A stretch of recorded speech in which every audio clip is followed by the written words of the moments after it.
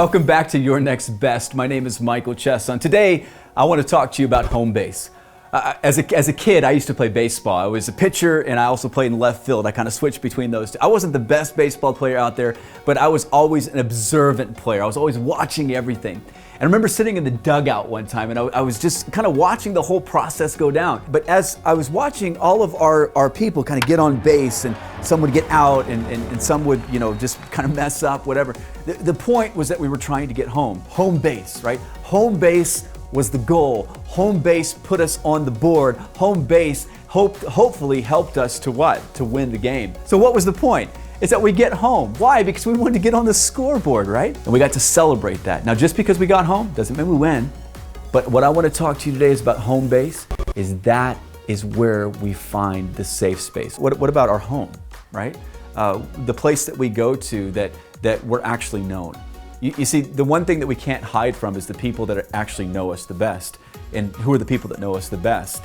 Most likely the people that spend the most time with us. I remember talking to a family, and we had a really good conversation about this, and here's how it went. Have you ever noticed when your kid goes to somebody else's house, especially when they were younger, and you dropped them off and they had a play date or they were having a lot of fun, and then you go and pick them up, or the parents there and they're smiling, they're looking at you, and your kid's right there smiling, and that parent says something to you that throws you off a little bit. Here's what they most likely said: "Your kid was amazing." And you kind of take a step back, you're like, that's right, my kid's amazing. And just out of curiosity, you decide to lean in a little bit and you say, why don't you tell me more? Oh, absolutely. Your kid offered to do the dishes. You look at your kid, you're like, you did? That's my kid. Well, what else? Oh, he offered to shovel the driveway. He offered to do the laundry and to clean our whole house. And you look at your kid and you grab your kid very, very gently and very firmly, and you start walking. Thank you very much. We're going to have a great. You're looking at your kid. Who are you? Thank you very much. And you put your kid in the car and you sit there. You're looking in the rearview mirror and you don't know what to say, and your kid's just in the back like this. What was that all about? He doesn't say a word. She doesn't say a word. But they get home to home base, to your home base, and they walk inside, they throw their stuff on the floor, they walk into their room, they slam the door, and all of a sudden you are thinking, who in the world is that kid that other parent was talking about? You want to know what we learned? Is that when they get to home base, they don't have to pretend anymore. When they get to home base, they can actually just be them. Now, I'm not saying that it's okay for our kids to walk into our house, throw their stuff down, slam the doors, and not go back and pick their stuff up and clean it up. But what we are saying and what we have learned is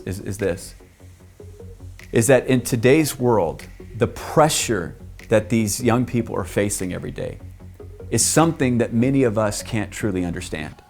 I mean, if you think about it, anything that they do can possibly become a clip on somebody's reality social media show, right? Everything that they're about, everything that they say, everything that they talk about, everything they like, or even everything that they claim to dislike. And the pressure that is on them is so heavy at times that we don't know how to navigate it. We have become professionals at pretending like everything's okay. And when we go to other people's houses, maybe they see something that they like, or they see something, and you have invested in your kid to have the anchors and the ability to notice things and to want to help. That's amazing. I think we should do that. Maybe you've been able to instill gratitude and generosity in your kids. That's some things that I think we should all be known for. But when they get home, that's the home base that you've created, so that they don't have to pretend anymore. So just as Michelangelo, when we talked about the first video, was going to hew away the rough edges, these are what those moments look like. These are how the moments kind of become real and awesome and possible, right? But not letting them stay in that space that's not good for them. That's where we get to step up and we get to bring them home. Kind of like in the very beginning. Remember I talked about that baseball analogy? What was the point? Is that we're trying to get home. Now, just because we get home, in the analogy of baseball, doesn't mean we're going to win the game every time.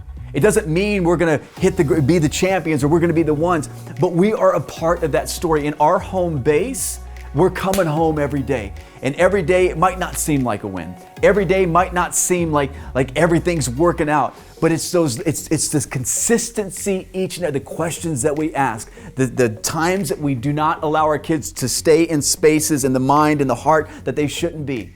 Those are the singles, the doubles, the triples, and sometimes the base hits.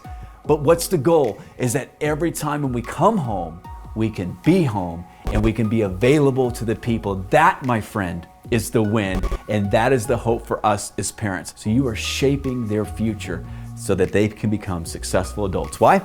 Because you are the greatest influence in your kid's life.